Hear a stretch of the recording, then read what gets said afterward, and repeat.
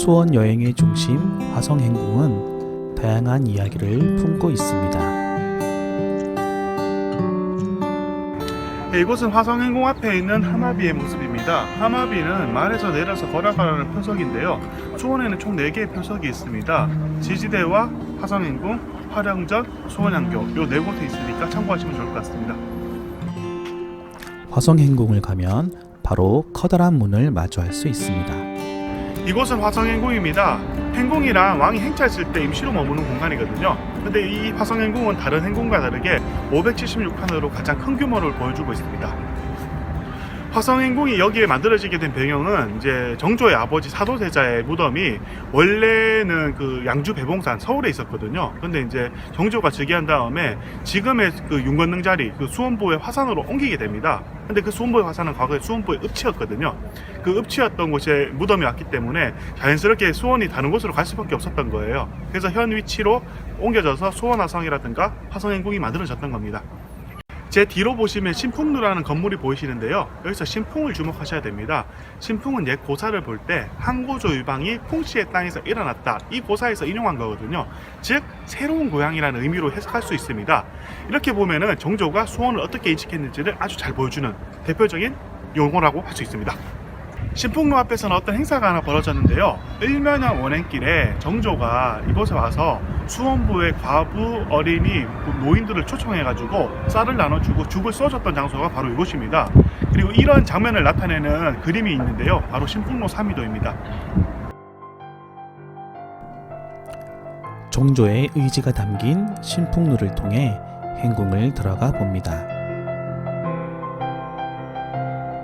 넓은 마당과 함께 규모 있는 건물이 우리를 맞이해 줍니다.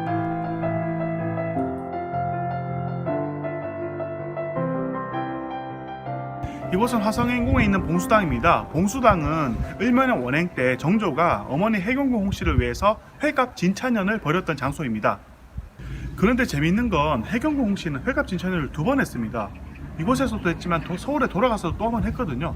그러면 여기서 했던 회갑 진찬연의 의미는 도대체 뭘까? 한번 그 생각을 해보면은 사도세자하고 해경궁 홍씨하고 서로 나이가 같아요. 자, 이렇게 본다 그러면은 이곳에서 했던 회갑 진찬연이 실제로는 사도세자를 위한 게 아니었겠느냐, 뭐 그렇게도 생각해 볼 수 있을 것 같습니다. 이런 화성행궁은 일제강점기에 들어서면서 본격적으로 훼손되기 시작하는데요.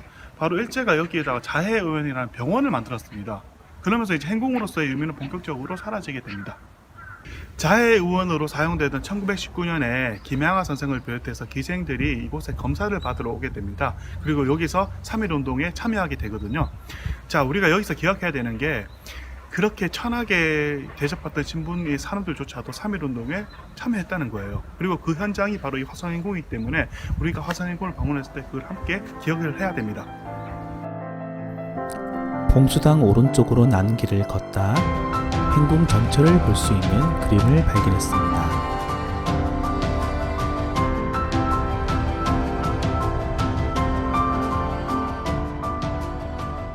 제 옆으로 보이는 그림은 덕리의궤 속에 그려진 행궁전도입니다. 행궁전도를 보시면 저희가 지나온 길이 있는데요. 보시면 신풍루가 보이실 거고요.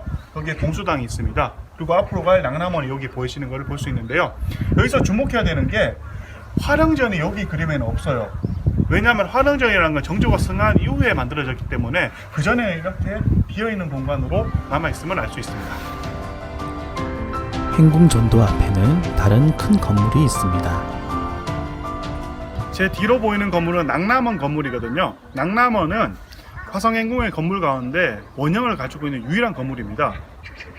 낭남원은 행사나 연회를 위해 사용되던 곳으로 이제 수원화성이 축성된 다음에 낙서연이 여기서 있었고요. 정조가 원행을묘 때 당시 여기 와서 과거 시험 합격자들이라든가 수원보의 노인들을 초청해가지고 행사를 가졌던 곳입니다.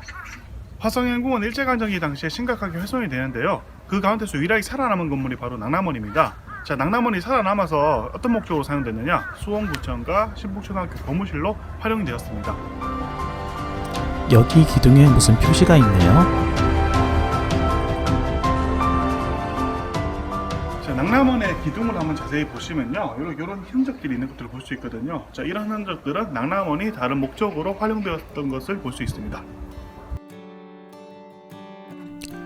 낭남원을 본 후 행궁 뒤편에 있는 언덕으로 올라가 봅니다.